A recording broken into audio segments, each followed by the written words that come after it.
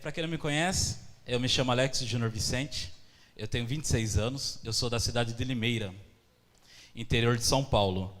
E eu tenho agradecido muito a Deus porque hoje eu estou vivendo debaixo de uma promessa, debaixo da promessa que Deus tem na minha vida.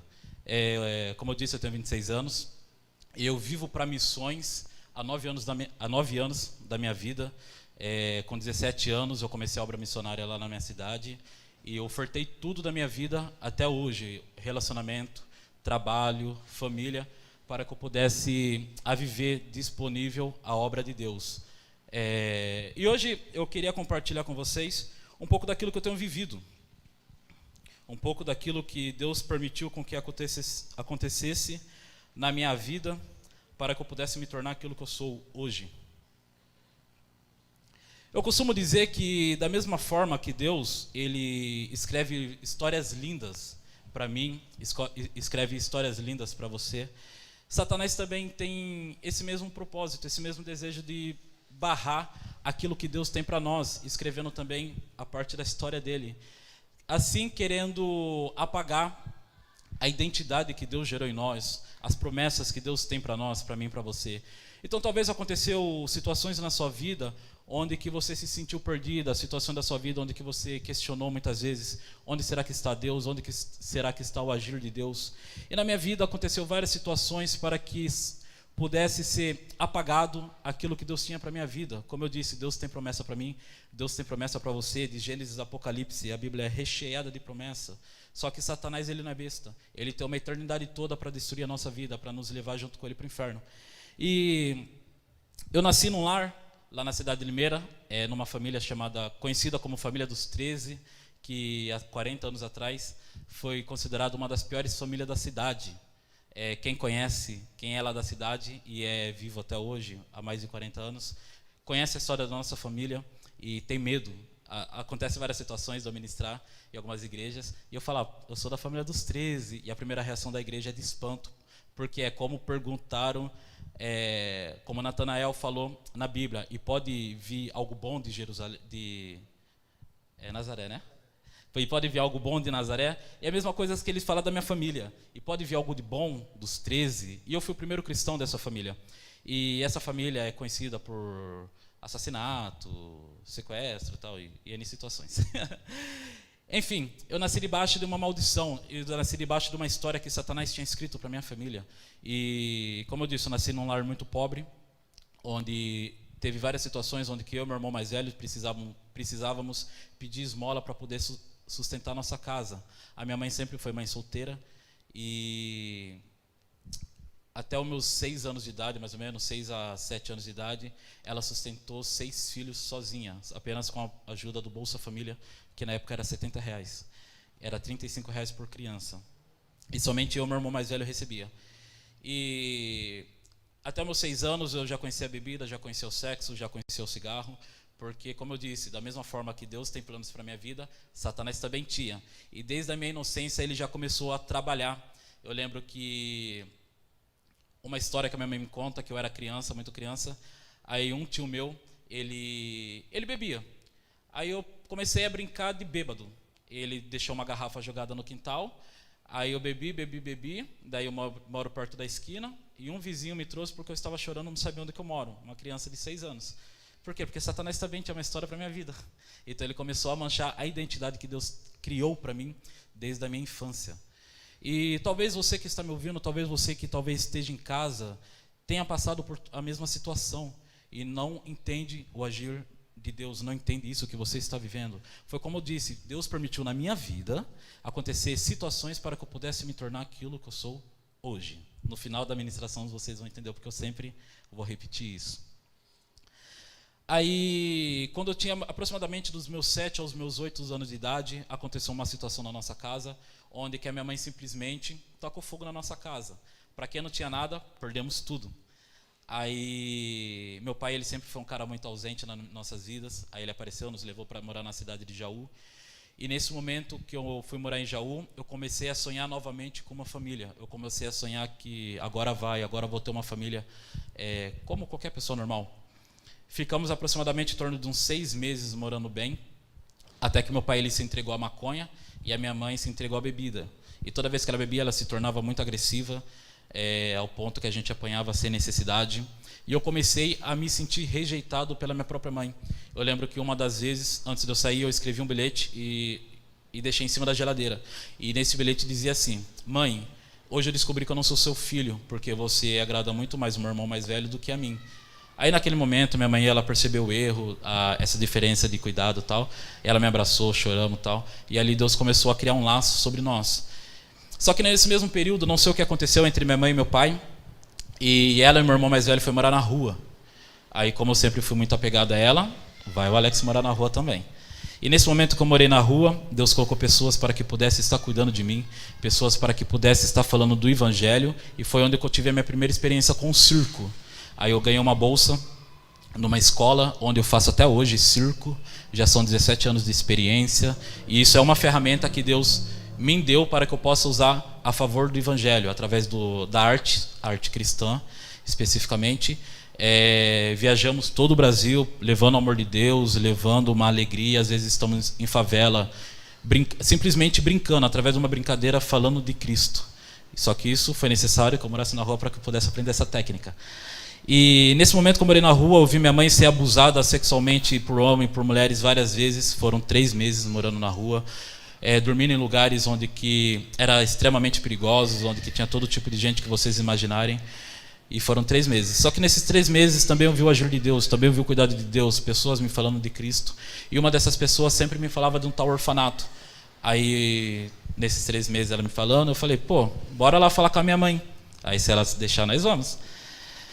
Aí no dia que eu fui procurar minha mãe para pedir autorização para ela para me ir para o orfanato, o lugar em que morávamos era um barracão abandonado, estava tudo destruído, porque a polícia naquele dia foi naquele lugar e colocou todo mundo para correr.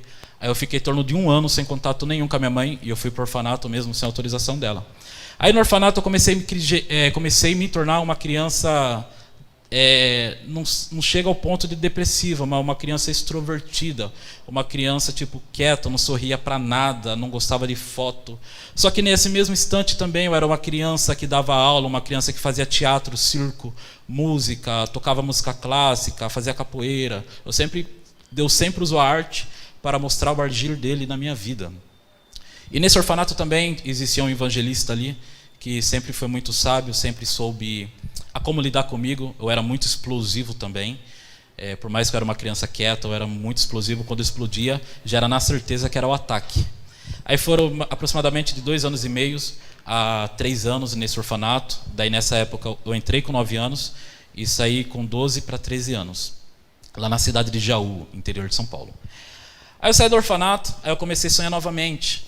Agora eu vou ter uma família, agora eu vou ter uma casa normal. Aí fiquei um tempo bem, morando na casa da minha tia. Só que a minha tia, Satanás também teve uma história para ela, né? E nessa época a minha tia ela precisava da maconha para poder dormir, porque ela via vultos, via demônios na nossa casa. E ela precisava da maconha para poder dormir. E através da maconha, Satanás usava ela na minha vida, ao ponto que eu fui criado como um escravo dentro de casa, onde todas as responsabilidades da casa eram minha. O meu primo, hoje ele é usuário do crack, noia, né? E ele aprontava, eu arrumava a casa, ele chegava e bagunçava. Daí a culpa vendo quem? No Alex. Ele ia mal na escola, Alex. Então, ela me usava para poder descontar a bronca. Por quê? Porque ela também foi... Satanás também tinha uma história para a vida dela, então ela, infelizmente, também foi uma ferramenta de Satanás, não trazendo a responsabilidade sobre ela. E com 13 anos eu entrei em depressão. Aí um amigo meu me convidou para visitar uma igreja. Aí eu falei, vamos, né, mano? Daí fomos. Aí naquele mesmo dia que eu fui na igreja, eu senti a presença de Deus tão forte na minha vida, ao ponto que eu falei assim: Deus, se você realmente é Deus, todas as vezes que a minha tia me tratar mal, eu vou orar pela vida dela, e o Senhor vai mudar, porque o Senhor é Deus. E eu lembro que todos os dias a gente brigava, toda semana ela falava que queria me entregar para o orfanato, e eu não podia voltar para o orfanato, porque eu e as minhas irmãs que estavam no orfanato, estávamos em risco de ser adotado para fora do país. E quando você é adotado para fora do país, ele se adota por 2 opções: ou para cuidar realmente, ou para transplante de órgãos. Como assim? Eu tenho um filho, e esse filho precisa de um coração. E geralmente, isso é muito comum acontecer. Eles pesquisam uma criança que tem um coração compatível ao meu filho, na primeira gripe, pega o coração, descarta o corpo e ninguém sabe. E na cidade que eu morava aqui no Brasil, é uma dos índices mais altos de tráfico humano. E eu sei porque, numa época da minha vida, eu trabalhei com a igreja para resgatar crianças. Então, estávamos nesse risco. Eu não podia voltar no orfanato, porque já tinha pessoas olhando para nós. E foram mais ou menos, quando entrei nesse propósito com Deus, falei: Senhor, todas as vezes que a minha tia brigar comigo, eu vou orar pela vida dela, e o Senhor vai fazer alguma coisa. E todos os dias nós brigava, e daí eu lembro que eu entrava no meu quarto, fazia malabares para descontar minha raiva, tocava minha flauta doce para poder me aproximar de Deus, e orar pela vida dela, orava. E foram 2 anos e meio orando por ela, e hoje ela é serva do Senhor. Temos uma célula lá na casa dela, o marido dela aceitou a Jesus, alguns dos filhos dela estão indo na igreja, e Deus está restaurando a vida dela através da atitude de uma criança de 13 anos. Daí nessa época, quando Deus fez a obra ali, começou a fazer a obra, a minha mãe conseguiu a minha guarda. Com 15 anos de idade eu voltei a morar na cidade de Jaú com a minha mãe. Quando eu morava no orfanato, eu estava com ela, adotado, fui para Limeira. Aí quando eu voltei com a minha mãe, Jaú novamente. Aí a minha mãe, na época que ela morava na rua, ela estava grávida do meu 8º irmão, e o meu padrasto conseguiu um terreno, ele é pedreiro, e a minha mãe ia grávida como servente ajudar a construir a nossa casa. Aí quando eu fui para lá tinha 2 cômodos somente na casa, aí construímos mais 4, compramos um carro, e juntando toda a nossa renda dava mais de R$3.000 entre eu, meu irmão e meu padrasto. Aí eu comecei a sonhar de novo, agora eu vou ter uma família. Só que eu estava distante do Senhor. Eu fiquei 1 ano mais ou menos, não que eu fui para o mundo, mas como eu mudei de cidade, então eu sou muito apegado a meus amigos, a minha família e tal. Aí eu não saía de casa, eu não me misturava. Aí nesse momento eu fiquei 1 ano longe dos caminhos do Senhor. Aí com mais ou menos dos 15 para os 16, no começo dos meus 16 anos, eu resolvi aceitar Cristo novamente, me batizar e viver para Cristo.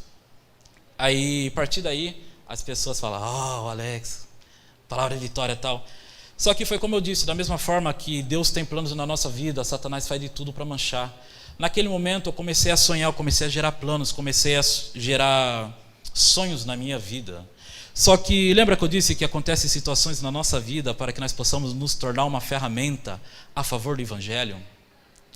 Aí quando eu resolvi me batizar, comecei o primeiro trabalho, trabalhar com moradores de rua na minha cidade, toda segunda-feira entregando sopa, de sábado apresentando teatro nas igrejas, de domingo servindo na minha igreja, e isso todos os fins de semana, toda semana, cada vez mais me entregando à obra do Senhor. Até que acontecia situações de eu chegar em casa, meu padrasto trancado no carro, a minha mãe dando facada no carro, querendo matar ele. Chegava situações de eu chegar em casa, meu irmão, eu e ele dividíamos o quarto, ou o nosso quarto estava revirado porque a polícia invadia a nossa casa, ou pegava ele com várias mulheres no nosso quarto. Muitas das vezes eu ministrava a vida de famílias, vida de pastor, e falava: Deus vai restaurar a sua vida. Chegava em casa, minha mãe com más companhias, se entregando às drogas, minhas irmãs se entregando à prostituição, irmãos se entregando a terreiro de Umbanda e tal. E eu comecei a questionar Deus, falava: Senhor, será que são esses os planos que você tem na minha vida? Com 17 anos, nessa mesma época, a minha família toda, de 8 irmãos, eu fui o único que não me envolveu com nada. Chegou a necessidade de eu ir morar na igreja, porque eu cheguei a ter medo de me entregar também para esse mundo. Até que eu fui morar na igreja, e eu comecei a assistir um filme, e esse filme se chama Joshua, e acontece uma situação, acontece uma tempestade terrível naquela cidade, e derruba uma boa parte da cidade. E nessa cena que Deus começou a me mostrar o agir dele desde o meu nascimento até os dias de hoje, foi quando Joshua, que é o Josué, ele estava numa capela católica, derrubando uma única parede que sobrou nessa tempestade. Aí passa um padre e fala: Josué, ao invés de você construir, você está destruindo. E ele fala a seguinte frase: às vezes é necessário com que Deus destrua o velho para algo novo seja construído no lugar. E nesse momento que ele falou essa frase, eu comecei a entender alguns pontos da minha vida, como por exemplo, se a minha casa não tivesse pegado fogo, hoje eu tenho conhecimento que o meu avô ele era pai de santo, e a nossa casa tinha um pé consagrado, a nossa casa, a Satanás. A minha avó morreu dentro da nossa casa, o meu avô morreu dentro da nossa casa. 2 tios meus morreram na nossa casa. Nós não podíamos ter nenhum animal, o animal durava apenas uma semana e morria. Por quê? Porque a nossa casa era consagrada a Satanás. E foi necessário, através do fogo, com que as minhas raízes fossem apagadas. Talvez se a nossa casa não tivesse pegado fogo, qual será que seria a minha realidade hoje? O que seria de mim? Por quê? Porque foi necessário com que Deus destruísse o velho para algo novo fosse construído no lugar. A minha mãe, eu costumo dizer que, independente de tudo que ela fez, de tudo que ela viveu, ela nunca deixou de ser mãe. Independente da situação dela usar droga, dela usar bebida, ela nunca deixou de ser mãe. Para vocês verem, hoje eu estou perfeito, não tenho nenhuma doença, hoje eu estou nos caminhos do Senhor. E eu lembro que por um período da minha vida, fui fazer missões em Goiás. Aí era época de Natal, daí eu pensei, vou passar o Natal com a minha família, né? Independente de qualquer coisa, minha mãe ainda é minha mãe. E eu lembro que eu cheguei de Goiânia, e daí entrei em casa, não tinha ninguém, daí eu pensei, a minha mãe deve estar usando droga, né? Aí chegou uma situação, guardei minha bolsa lá, aí eu saí pelo portão de casa, daí eu vi uma senhora magrinha de tudo, vindo de lá, aí eu reconheci. Na época eu não usava óculos, eu precisava usar óculos, mas não tinha comprado o meu. Aí eu não conseguia identificar ela, daí ela se aproximou, assim, uns 2 metros, ela estendeu a mão e falou, a paz do Senhor. O que aconteceu? A minha mãe, uns 2 meses antes disso, de eu reconhecer que Deus estava já trabalhando na vida dela, ela foi presa. Eu estava em Goiás ainda, estávamos orando pela cura da garganta de uma moça, eu recebi a notícia, Alex, a mãe foi presa. Eu poderia naquele momento falar, Senhor, eu estou aqui fazendo a tua obra, eu estou aqui te servindo, e você permite com que a minha mãe fosse presa? Eu poderia ter feito essa oração, mas quando eu recebi a notícia, eu guardei o celular e falei, Senhor, eu confio em Ti. Foi necessário que a minha mãe fosse presa para que ela pudesse aceitar Jesus. Ela me conta que no último dia, ela fez a seguinte oração, falou, Satanás, eu te dei a sua oportunidade e você não me matou. Senhor, se você não fazer nada hoje eu me mato. Naquele dia ela saiu da cadeia e ela entendeu aquilo como agir de Deus e naquele momento ela se entregou a Cristo. Só que houve uma situação em que ela que ela se desviou dos caminhos do Senhor por falta de sabedoria da liderança da igreja dela, porque pegava os erros dela e usava no púlpito. Aí ela se irou e se desviou. Só que até hoje ela fala, Alex, eu reconheço Deus na sua vida e eu sou sua intercessora. Independente das atitudes dela, eu acredito ainda na promessa que Deus tem na vida dela. E eu confio, hoje eu consigo viajar tranquilo, acreditando que Deus está cumprindo a promessa dele. E eu tenho um irmão que frequentava terreiro de Umbanda, ele aceitou a Cristo através de uma ministração minha. Eu tenho irmãos que hoje faz parte do corpo diaconato, na igreja em que eles congregam. Eu tenho irmãos que ainda não aceitaram a Cristo, mas está aos poucos vivendo a promessa que Deus tem na vida deles. O que eu quero dizer com tudo isso, aconteceu várias situações na minha vida para que eu pudesse me tornar a ferramenta que eu sou hoje. Mas como assim, Alex? Através de desgraça, através de coisas esquisitas, sei lá. José do Egito, todo mundo aqui eu creio que conhece a história dele. Ele foi vendido pelos irmãos, foi traído, foi dado como morto, foi preso. Aconteceu várias situações para que ele pudesse se tornar um governante. Comigo foi quando necessário com que eu morasse na rua para que Deus me desse um testemunho, uma ferramenta, para que eu pudesse me tornar uma ferramenta em prol do evangelho. Eu te pergunto, o que será que você tem vivido nos dias de hoje? Será que o que você está vivendo é forte o suficiente para te tirar da presença de Deus? Será que o que você está vivendo é o suficiente para você desistir das promessas de Deus? Uma coisa que eu sempre gosto de falar é que eu fico imaginando as pessoas que orassem pela minha vida no meu momento difícil, se elas tivessem desistido de mim, o que será de mim hoje? Eu te pergunto, será que o seu discípulo, o seu filho, o seu irmão, o seu parente está fazendo contigo é forte o suficiente para você desistir de orar por ele? Será que não vale a pena insistir mais um pouco pela vida dele para que amanhã ele possa estar aqui contando o testemunho que foi através da sua oração que ele se entregou a Cristo? Somente você sabe qual que é a sua realidade, somente você sabe qual que é a sua história. Somente você sabe o que está debaixo dessa máscara. A máscara que eu falo é a da respira mesmo. Somente você sabe o que está detrás do seu sorriso, atrás da sua lágrima. E será que tudo isso que você tem vivido até hoje é o suficiente para você parar de acreditar nas promessas de Deus? Romanos 12:2 diz o seguinte: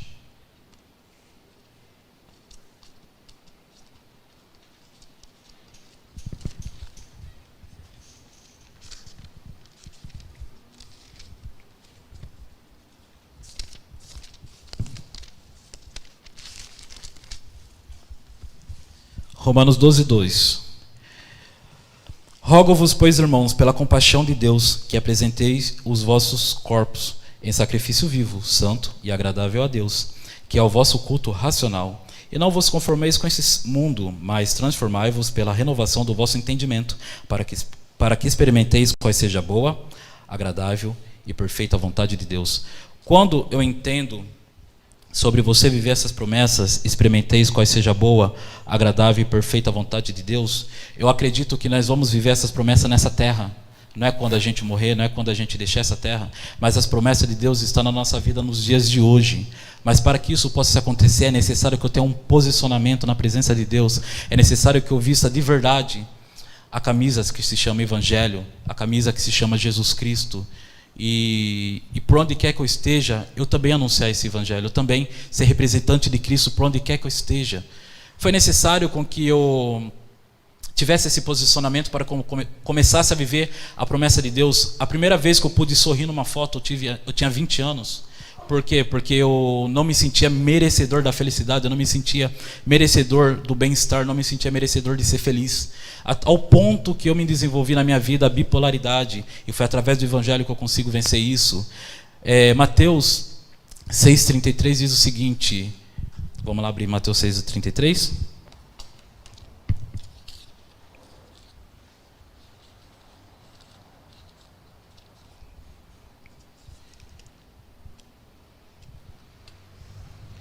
Mateus 6,33 diz o seguinte: mas buscai em primeiro o reino de Deus e a sua justiça, e todas as demais coisas vos serão acrescentadas. Eu só passei a experimentar a vontade de Deus, eu só passei a experimentar as promessas de Deus a partir do momento que eu confiei a Ele todos os meus problemas. Foi quando eu confiei a Ele todo o peso que eu carregava na minha vida. Nós cristãos, nós temos o costume de querer ajudar a Deus. Nós temos o costume de lutar uma luta que não é nossa responsabilidade lutar. Como assim? Às vezes Deus fala a promessa: filho, simplesmente confie, e você quer ir atrás de advogado. Talvez tem pessoas, eu já vi casos de pessoas ir até atrás do Comando Vermelho, PCC, para querer resolver problemas. Às vezes Deus fala: filho, você está com essa doença? Apenas entregue o seu louvor a mim, apenas ore. Através de Davi, eu entendo que o louvor ele pode curar, porque Davi, através do louvor, ele expulsava demônio. Então o louvor também liberta. Então Deus fala: simplesmente adore, como nós acabamos de ler aqui em Mateus 6,33, mas buscar em primeiro lugar o reino de Deus e a sua justiça, e todas as coisas serão acrescentadas. Então nós precisamos parar desse costume de querer ajudar a Deus, porque essa luta não é nossa, esse papel, esse fardo não é nosso. Como diz em Mateus: vinde a mim todos que estáis cansados e sobrecarregados, eu vos aliviarei. Tomai sobre vós o meu jugo e aprendei de mim, porque eu sou manso e humilde de coração, e acharei descanso para as vossas almas. Ou seja, esse fardo que você está carregando, essa história que você está carregando, não é o seu papel de lutar por ela, mas é simplesmente o papel do Pai. Se você ler um pouco antes, do Mateus 6, vamos ler o 25.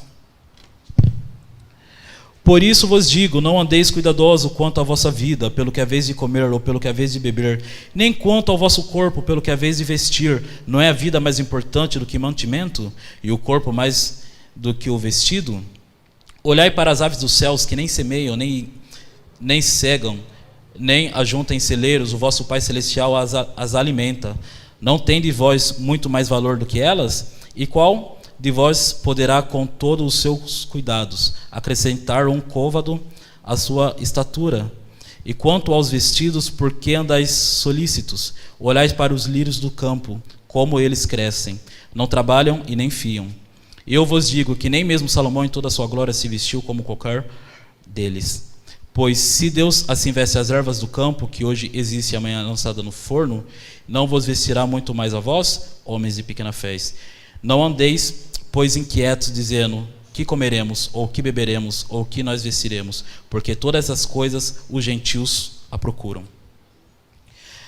A partir do momento em que nós coloca a situação, a partir do momento que nós coloca coisas materiais, a partir do momento que nós colocamos o nosso trabalho à frente de Deus, nós somos comparados aos gentios. Eu fui pesquisar o que é isso, gentios. Eu já vi algumas comparações de pessoas, algumas pessoas mesmo sem sabedoria, dizer que nós somos gentios e Deus escolheu os judeus, um negócio bem doido.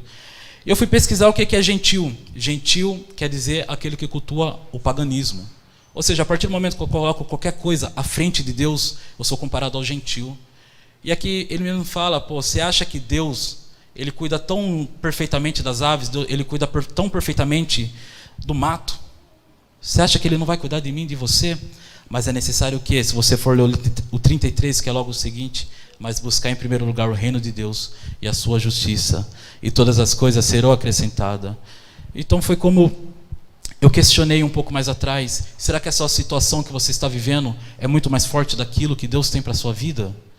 Será que talvez um relacionamento abusivo é tão mais forte ao ponto que você não tem forças para largar disso e confiar no Pai?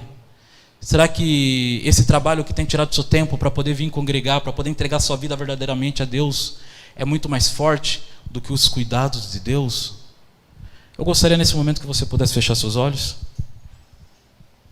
e você pudesse refletir, pedir para que Deus pudesse te trazer à memória aquilo que tem te impedido a viver as promessas de Deus. Será que é um relacionamento abusivo? Um trabalho? Os seus sentimentos? A sua força de vontade? Somente você e Deus sabe aquilo que tem sido pedra de tropeço na sua vida pelo agir de Deus.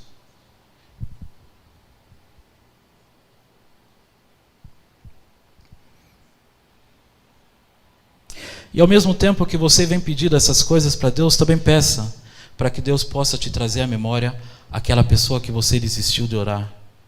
Talvez é seu pai, talvez é sua mãe, seu filho, seu irmão, seu patrão, seu amigo, ou talvez até mesmo seu inimigo.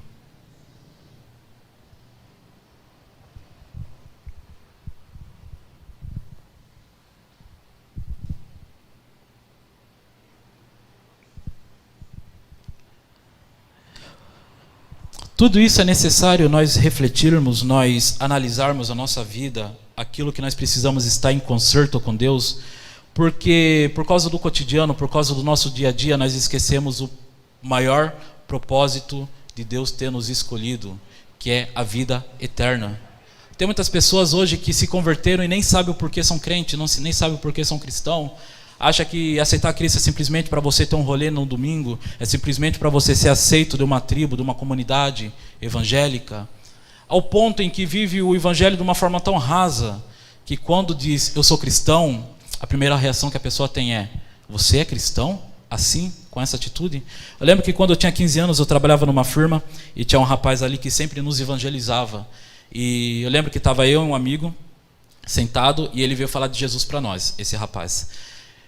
E ele falando de Jesus, até que esse amigo meu interrompeu e falou: você quer que eu me converta? Se for para me virar cristão e me tornar uma pessoa igual a você, eu prefiro continuar no mundo. Por quê? Porque esse rapaz, por onde passava, deixava um mau testemunho. Então, por isso que é sempre necessário nós estarmos refletindo nos nossos passos, estar refletindo naquilo que está na nossa vida e tem sido como pedra de tropeço, tem barrado o agir de Deus. Eu te pergunto, talvez se Cristo voltasse agora, onde será que nós iríamos? Onde será que você iria?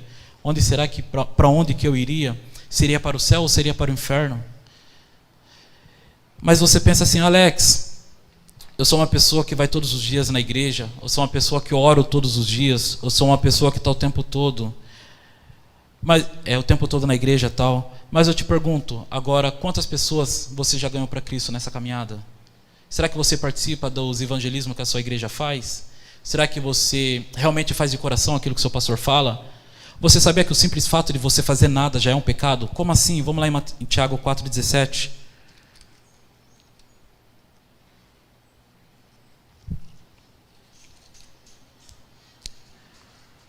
Diz o seguinte: aquele, pois, que sabe... Calma aí. Tiago 4,17. Aquele, pois, que sabe fazer o bem e não faz, comete pecado. Então, simplesmente, você vir na igreja todos os dias como forma de rotina não é o suficiente para você alcançar a vida eterna. Eu te suplico, eu te peço, seja mais participante daquilo que Deus tem feito aqui nessa região, aqui nessa cidade. Seja mais participante dos evangelismos da igreja. Talvez, Alex, eu não tenho tempo para poder ir, mas oferte, ore, por esses missionários que estão indo, porque muitos missionários acabam não continuando a obra, talvez porque ela não tem força emocional, porque a igreja não apoia, a igreja não ora pela vida dela. Isso já aconteceu comigo. Da Edith está em missão e o meu pastor nem é aí para mim. Isso desmotiva o missionário. Toda vez que o seu pastor fala, gente, eu preciso de cesta básica, eu preciso disso, oferte. Porque da mesma forma que você está ajudando alguém, amanhã quando você precisar, são os mesmos que vão te ajudar. Fale de Jesus por onde quer que você esteja, porque se alguém não tivesse falado de Jesus para a minha vida, hoje eu poderia ter me tornado um psicopata, ou poderia estar morto. Se talvez alguém não tivesse orado pela sua vida, onde será que você estaria hoje? Somente você sabe de onde você veio, somente você sabe aquilo que te esperava se você não tivesse se entregado a Jesus. Se permita a viver as promessas de Deus, se permite a viver aquilo que Deus tem à sua vida. Desde quando eu entreguei minha vida verdadeiramente para Cristo, todos os dias eu tenho vivido um milagre, todos os dias eu tenho vivido uma experiência diferente com o Evangelho. Eu costumo dizer, quando as pessoas me chamam, eles falam, mas Alex, como que eu posso te divulgar? Eu falo, mano, fala como eu morava na rua. Fala como eu morava. Mas por quê? Porque o que eu vivo hoje, se fosse depender com os olhos humanos, de onde eu vim eu jamais viveria. Hoje eu tenho a experiência de poder viajar todo o Brasil para falar do amor de Deus. Hoje eu tenho a experiência de conhecer lugares, conhecer pessoas que eu tenho para mim como referência do Evangelho. Hoje eu tenho vivido coisas que da onde eu vivia era fora da minha realidade. Não estou falando somente de coisas espirituais, coisas materiais, mas também coisas espirituais. Em nome de Cristo, nós já tivemos a experiência de expulsar demônios, curar os enfermos, libertar os cativos. Mas isso é coisa surreal? Não, isso é coisas bíblicas. E de por todo o mundo e batizar em nome do Pai, do Filho e do Espírito Santo. Mas o que eu tenho que fazer para poder viver as promessas? Ter um posicionamento de filho, ter um posicionamento de cristão. Ao invés de perguntar, mas Senhor, ou por que eu estou vivendo tudo isso? Aceite aquilo que Deus tem para você. Fala, Senhor, eu não entendo, mas eu confio no Senhor, eu confio nas suas promessas, eu confio naquilo que você tem para mim. Muitas pessoas acabam pregando que se converta que você não vai ter problema. Mano, enquanto o seu coração bate, você está sujeito a viver dificuldade. Enquanto o seu coração bate, você está sujeito a pegar alguma doença. Mas hoje eu tenho para mim, há um tempo atrás eu estava com suspeita de câncer no esôfago, porque eu cuspo fogo por causa da pirofagia e por causa do líquido que eu uso quase me trouxe o câncer.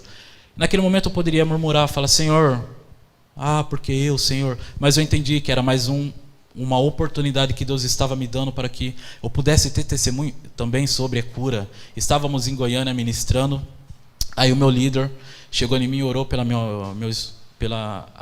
minha doença, e naquele momento eu fui curado. Por quê? Porque eu entendi o trabalhar de Deus, e hoje eu posso ministrar sobre cura. Foi necessário que eu sentisse na pele, foi necessário que acontecesse na minha vida, para que hoje eu pudesse ter autoridade sobre a situação.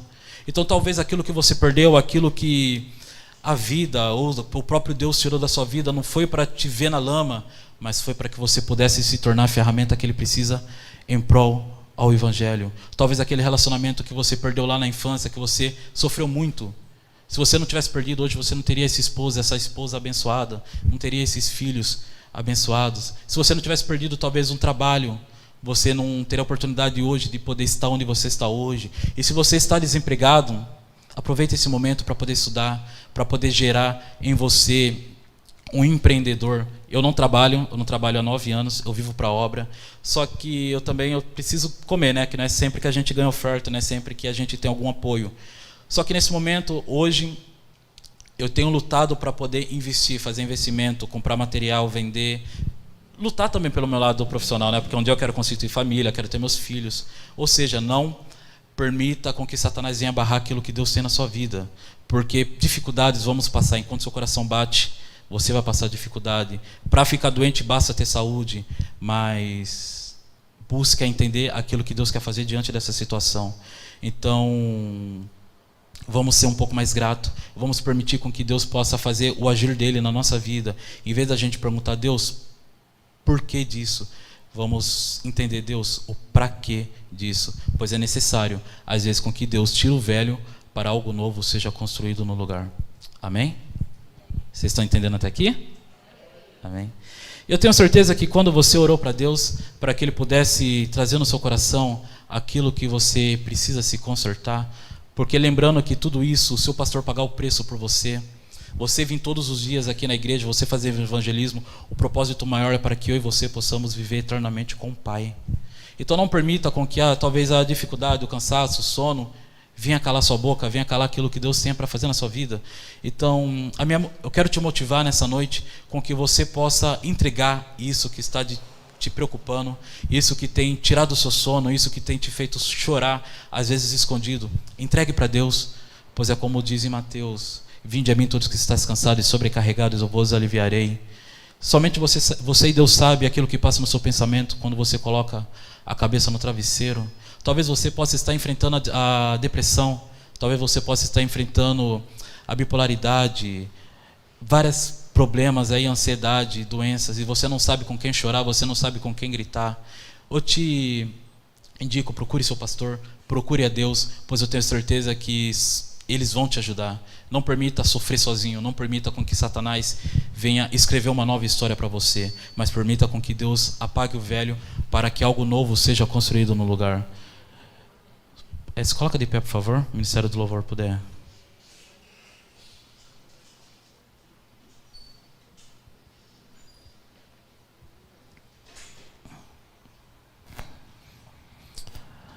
E nesse momento é só um momento, só você e Deus.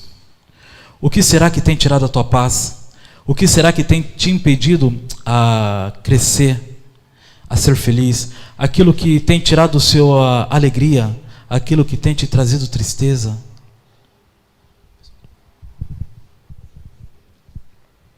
O que será que tem te impedido, talvez, se Cristo voltar hoje, tem te impedido a subir aos céus? Esse é um momento somente seu e Deus.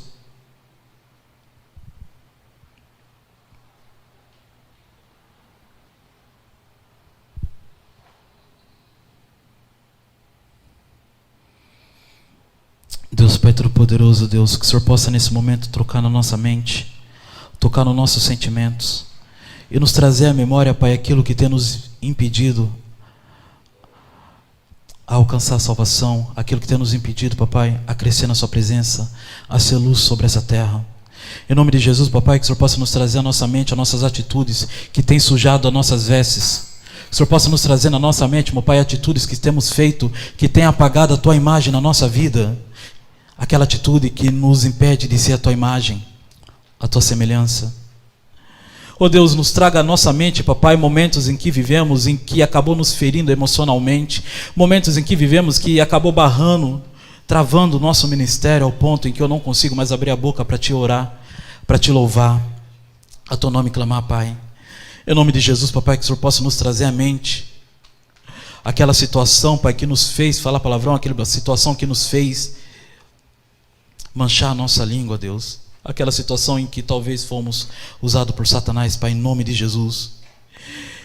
E nesse momento, Papai, também eu quero te pedir que o Senhor possa nos trazer forças para que possamos nos arrepender dessas atitudes, para que possamos nos arrepender desse momento e possamos nos voltar a Ti novamente, para que possamos, Papai, estar nos entregando verdadeiramente à Tua presença, como diz Mateus 6,33, mas buscar em primeiro lugar o reino de Deus, a Sua justiça, e todas as demais coisas vos será acrescentada. Então que o Seu reino, Papai, seja prioridade nas nossas vidas, em nome de Jesus, Papai, que seja prioridade a tal ponto em que nós possamos entregar os nossos problemas, entregar a nossa família, nosso trabalho, a Tua presença, e confiar, e passar, a partir do momento em que confiarmos, a viver as Tuas promessas. Em nome de Jesus, Papai, se existir alguém na nossa vida em que precisamos liberar o perdão, traga a nossa mente. Talvez possa ser alguém da nossa família, alguém do nosso trabalho, da nossa amizade, mas nos traga a mente, Papai, pois eu tenho certeza que através dessa atitude, através dessa minha oração, a salvação também alcançará essa pessoa, Papai, o Teu perdão também alcançará essa pessoa, Papai, ao ponto em que amanhã possamos estar sentados aqui, Papai, e contemplando a Tua beleza, a Tua presença junto. Em nome de Jesus, Papai, com essa mesma força eu quero orar, Papai, para que os Seus anjos possam estar alcançando a família de cada um aqui presente, meu Deus, e trazer proteção, meu Pai. Em nome de Jesus, que a partir do momento em que chegarmos na nossa casa ali possa ser um ambiente de paz. Que a partir do momento que sairmos daqui dessa igreja, papai, e formos caminhar nessa rua, possamos nos tornar invisíveis perante o nosso inimigo. Em nome de Jesus, papai, que através das nossas atitudes as pessoas possam reconhecer a Ti como um único e suficiente Salvador. Em nome de Jesus, que a partir do momento que sairmos desse lugar e aceitarmos o Teu chamado nas nossas vidas, as pessoas possam olhar para nós e ver a Tua imagem, a Tua semelhança. Em nome de Jesus, papai, que o Senhor possa proporcionar momentos para que possamos estar falando do Teu amor, para que possamos estar evangelizando, possamos estar orando pela vida das pessoas, papai, em nome de Jesus. Que o Senhor possa me trazer à memória, papai, aquele momento em que acabou manchando minhas vestes, e que o Teu sangue, meu Pai, em nome de Jesus, possa escorrer na nossa cabeça até as plantas dos nossos pés, nos purificando, nos trazendo, papai, a transformação verdadeira.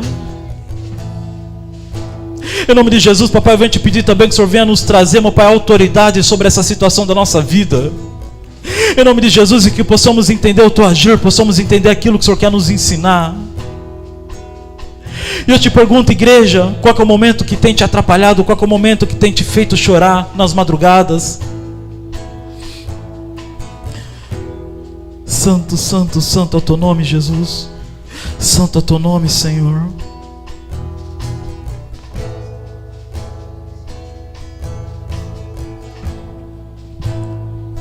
Davi, através do louvor, ele expulsava demônio. Davi, através do louvor, derramava cura.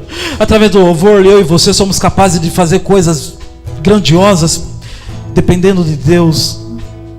Se você talvez não souber orar, simplesmente abra a boca e cante. Se você não souber cantar, dance. Se você não souber dançar, chore. Mas não permita com que a sua dor seja maior do que aquilo que Deus quer fazer na sua vida. Em nome de Jesus.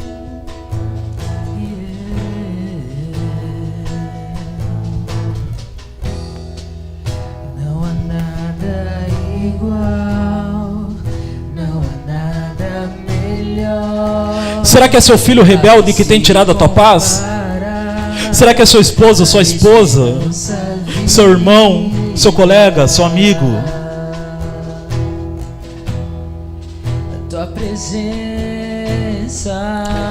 Será que eles são fortes o suficiente para te impedir de chegar aos céus por causa dessa mágoa que está no seu coração?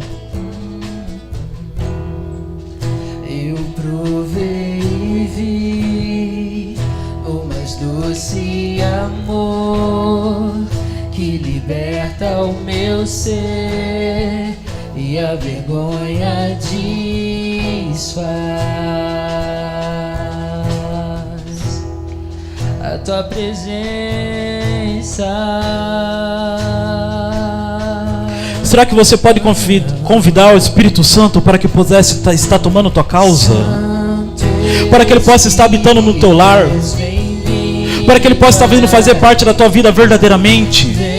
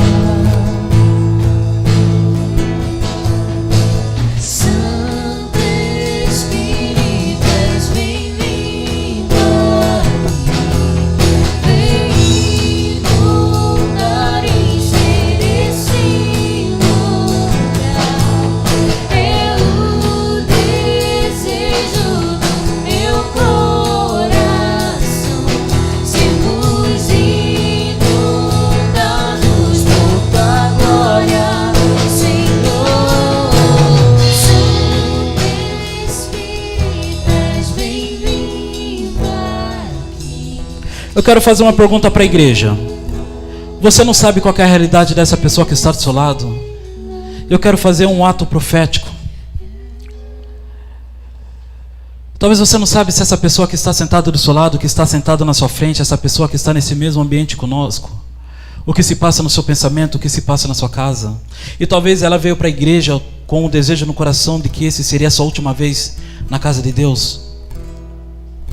Às vezes eu tenho uma certa reflexão que serve para mim, que é o seguinte: vamos supor que nesse momento chega um rapaz com uma arma e ele está esperando apenas um motivo para cometer o suicídio, e ele coloca a arma na cabeça. Será que a minha oração, minhas atitudes, a minha vida vai ajudar essa pessoa a cometer o suicídio?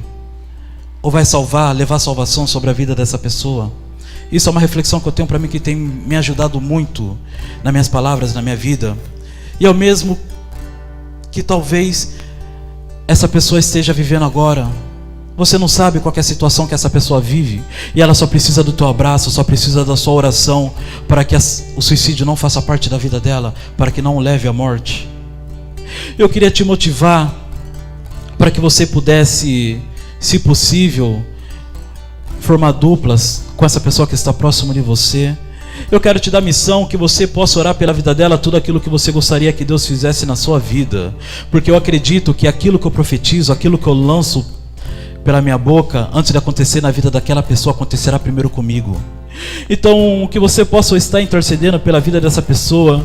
Você não sabe aquilo que se passa no sentimento, aquilo que passa na sua casa, e ela precisa somente da sua oração, somente do seu abraço, para que a luz possa alcançar a vida dela. E que essa pessoa possa representar o seu filho, que essa pessoa possa representar seu amigo, que essa pessoa possa representar sua liderança, que essa pessoa possa representar você mesmo. Pois eu tenho certeza que através da sua oração, as promessas do Senhor alcançará a sua vida e a vida dessa pessoa. Deus Pai Todo-Poderoso, Pai, eu quero te pedir nesse momento que através da nossa oração, a salvação possa alcançar a nossa vida, a salvação possa alcançar a nossa casa, possa alcançar o nosso trabalho. Pai, em nome de Jesus, que essa pessoa que está do meu lado, representando alguém na minha vida, talvez representando essa pessoa que o Senhor me trouxe à memória, que o seu amor possa envolvê-la de uma forma, papai, que a alegria plena possa alcançar o coração dela e ela possa ser feliz daqui para frente.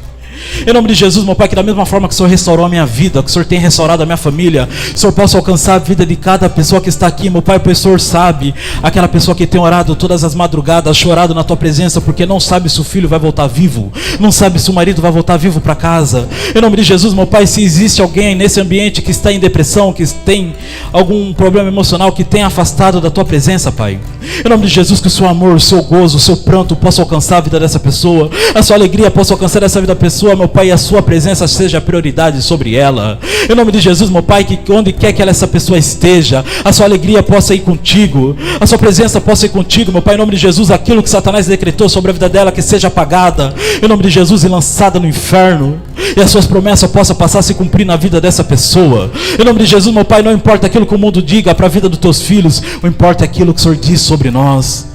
Em nome de Jesus, meu Pai, que o Senhor possa, meu Pai, trazer palavra de adoração, palavra de vida sobre a Tua igreja. Em nome de Jesus, que toda autoridade seja derramada sobre a Tua casa, sobre os Seus filhos. Em nome de Jesus, meu Pai, que onde quer que estejamos, pessoas possam ser curadas, pessoas possam ser libertas, pessoas possam ser restauradas em Teu nome. Essa pessoa que está nos assistindo pela live, meu Pai, que em nome de Jesus, que o Seu amor, a Tua presença possa alcançá-lo, e esse desejo de suicídio bata em retirada agora em nome de Jesus. Em nome de Jesus, meu Pai, eu decreto salvação, eu decreto paz, eu decreto alegria sobre a vida dessa pessoa que está nos assistindo nesse momento. Em nome de Jesus, eu profetizo casamentos restaurados, eu profetizo, papai, que os seus filhos estejam te servindo verdadeiramente. Em nome de Jesus, meu Pai, que da mesma forma que as suas promessas está escrita na tua Bíblia, meu Pai, que possa se cumprir sobre a vida dessas pessoas que estão nos assistindo. Em nome de Jesus, meu Pai, que essa pessoa que o Senhor trouxe à memória da tua igreja, que a tua paz, o teu amor, meu Pai, possa alcançá-la agora nesse momento. Ela pode não entender, pode não compreender, mas sabemos que é o Espírito Santo de Deus que está agindo a favor da vida dela. Em nome de Jesus, papai, pois eu creio que o Senhor é amor, que o Senhor é perdão, papai, eu creio nas tuas promessas. Eu creio, meu Pai, naquilo que o Senhor tem a fazer nas nossas vidas e através das nossas vidas. E que possamos ter, meu Pai, como prioridade o teu reino, a tua justiça, Pai, para que juntos possamos adorar, para que juntos possamos, meu Pai, viver eternamente com o Senhor. E que o Senhor venha retirar da nossa vida, papai, aquilo que não te pertence. e aceitamos, e que possamos abrir espaço para que algo novo seja construído no lugar, para que possamos viver a perfeita, boa e agradável vontade de Deus, Pai. Pois toda a honra, toda a glória e todo o louvor venha somente a Ti, em nome de Jesus. Amém.